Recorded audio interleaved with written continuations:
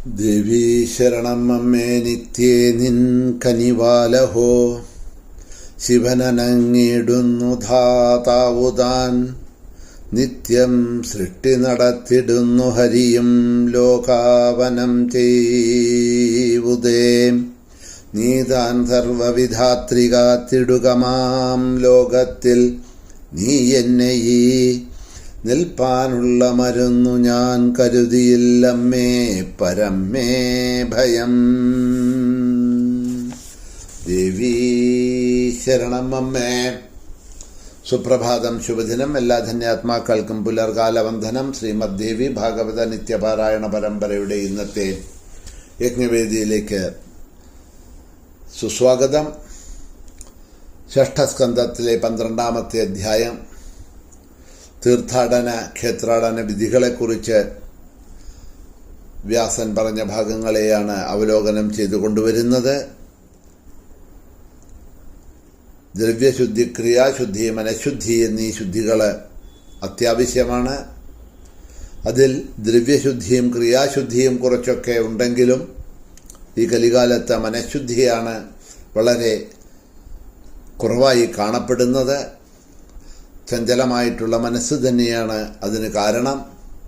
ക്ഷേത്രാടനങ്ങളും തീർത്ഥാടനങ്ങൾക്കുമായി പോകുന്ന സമയത്തും മനസ്സ് ഭഗവാനിലല്ല, ധാരാകാരപുത്ര കളത്രാദികളിലാണ് ആ മനസ്സ് എപ്പോഴും ഇരിക്കുന്നത്. പ്രത്യേകിച്ച് ഇന്നത്തെ അവസരത്തിൽ അത് നമുക്ക് നന്നായിട്ട് മനസ്സിലാക്കാൻ കഴിയുന്നുണ്ട്. ഗുരുവായൂർ മാതിരിയുള്ള ചില ക്ഷേത്രങ്ങളിലൊക്കെ അതുകൊണ്ടാണ് മൊബൈലൊന്നും കയ്യിൽ വയ്ക്കരുത്, പ്രവേശനമില്ല എന്നൊക്കെ പറയണത്. കാരണം ഒന്ന്, സെക്യൂരിറ്റി പോയിന്റ് ഓഫ് വ്യൂ എന്നൊക്കെ പറയാം. അതവിടെ ഇരിക്കട്ടെ, അതൊരു ഭാഗത്ത് അവിടെ ഇരിക്കട്ടെ. പക്ഷെ പ്രധാനമായിട്ട് ഇന്ന് ഏറ്റവും അധികം നമുക്ക് മായയായിരിക്കുന്നത് ഈ മൊബൈൽ എന്നുള്ള കാര്യമാണ്. അത് ഏറ്റവും വലിയ അനർത്ഥം ചെയ്യുന്നതാണ്. ഉപകാരപ്രദമല്ലേ എന്ന് ചോദിച്ചാലാണ്. പക്ഷേ പല സന്ദർഭത്തിലും അത് ഏറ്റവും അധികം ഉപദ്രവകാരിയുമായിട്ട് മാറുന്നുണ്ട്. ഞാൻ പറയാറുണ്ട്, സപ്താഹ യജ്ഞവേദികളിൽ അമ്പലത്തിൽ വെച്ചൊക്കെയാണ് സപ്താഹങ്ങൾ സാധാരണ ചെയ്യുക. മാത്രമല്ല യജ്ഞവേദിയിലെ പ്രത്യക്ഷ കൃഷ്ണസ്വരൂപത്തിൽ ഭാഗവത സ്വരൂപിയായി, വാഗ്മയ സ്വരൂപിയായിട്ട് ഭഗവാൻ പ്രത്യക്ഷമായിട്ടിരിക്കുന്നു. അങ്ങനെയുള്ള ആ അമ്പലത്തിലും ഭാഗവത യജ്ഞവേദികളിൽ പോലും മായയുണ്ട്. മായ അതിൻ്റെ പ്രബലത കാണിക്കുന്നുണ്ട് കലിയുഗത്തിൽ നിന്ന് നമുക്ക് കാണാം. അവിടെ എത്തരത്തിലാണ് മായ ബാധിക്കുന്നത്, മായ വരുന്നത് എന്ന് ചോദിച്ചിട്ടുണ്ടെങ്കിൽ രണ്ട് വിധത്തിലാണ്. ഒന്ന്, നമ്മുടെ കയ്യിൽ കെട്ടിയിരിക്കുന്ന വാച്ച്. രണ്ട്, നമ്മുടെ കയ്യിൽ വെച്ചിരിക്കുന്ന മൊബൈല്. വാച്ചിൻ്റെ രൂപത്തിലും മൊബൈലിൻ്റെ രൂപത്തിലും നമ്മുടെ കയ്യിൽ സദാ സർവത്ര ഇരിക്കുന്നത്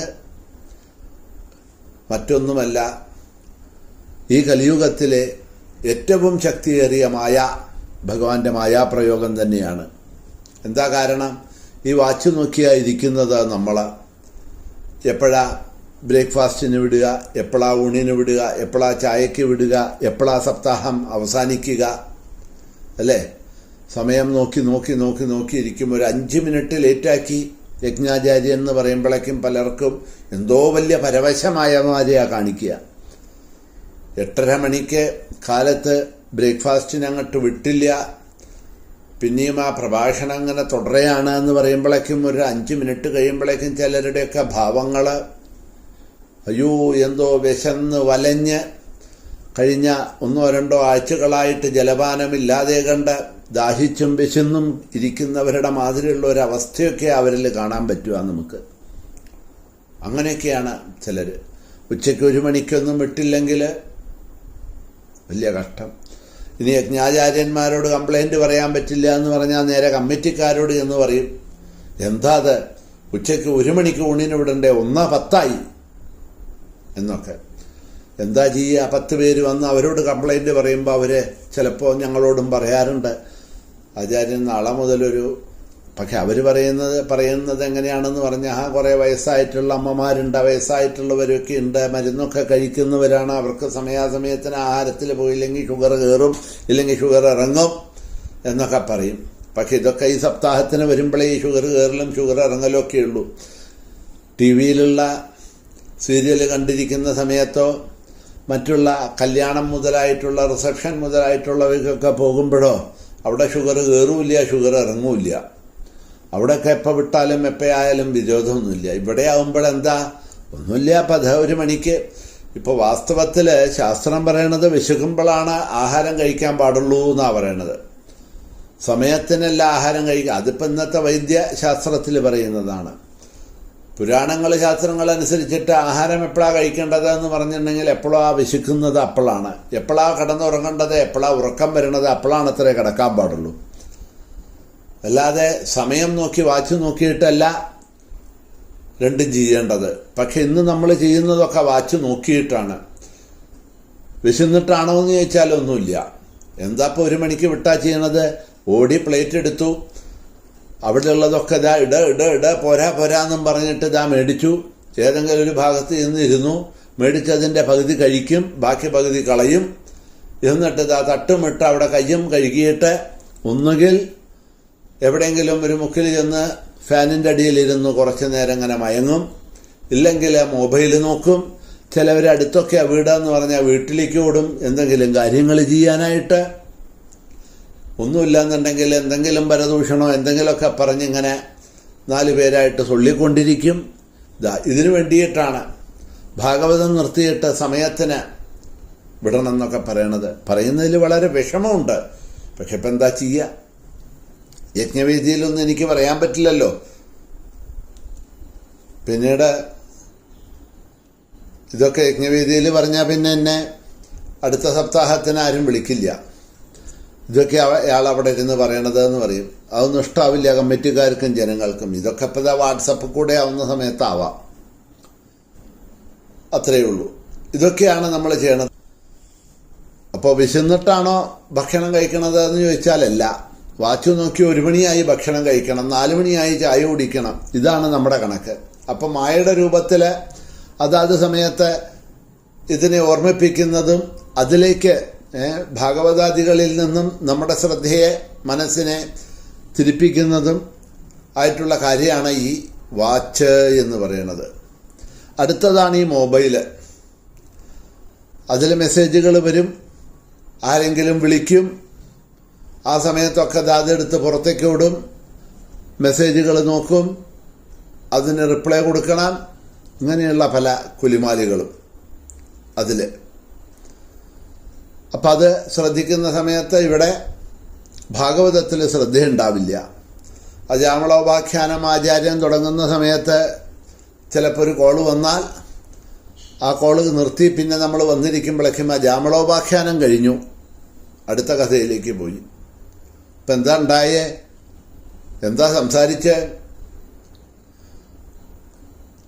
വലിയ സ്റ്റേറ്റ് കാര്യമോ എന്തെങ്കിലും രാഷ്ട്രത്തിനെ സംബന്ധിക്കുന്ന കാര്യമോ എന്തെങ്കിലുമൊക്കെയാണോ? ഒന്നുമില്ല, വെറുതെ അങ്ങോട്ടും ഇങ്ങോട്ടും നീ എങ്ങനെ ഇരിക്കണോ, ഞാനെങ്ങനെ ഇരിക്കണോ, കുട്ടി എങ്ങനെ ഇരിക്കണോ, ചോറുണ്ടോ, ചോറില്ലേ, എന്താ ഉണ്ടാക്കിയത്, ഇതൊക്കെ തന്നെ ഇങ്ങനെ സംസാരിച്ച് വരുമ്പോഴേക്കും ഭാഗവതം പോയി കിട്ടി.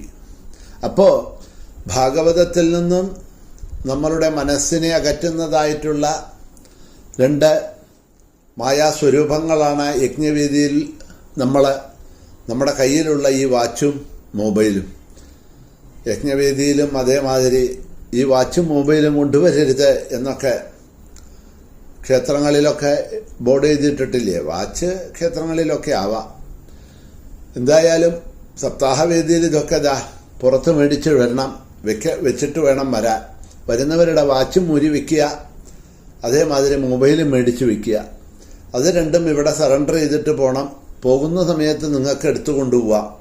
അതുവരെ കിട്ടില്ല എന്ന് പറഞ്ഞ് അത് രണ്ടും മേടിച്ച് അകത്ത് ലോക്കറിലിട്ട് പൂട്ടി അവിടെ വയ്ക്കുക. അത് കഴിഞ്ഞാലോ ഉച്ചയ്ക്ക് ഉണ്ണാൻ വിടുന്ന സമയത്തും വൈകിട്ട് സപ്താഹം കഴിഞ്ഞിട്ട് പോകുന്ന സമയത്ത് മാത്രം അത് തിരിച്ചു കിട്ടുള്ളൂ എന്നും പറയുക.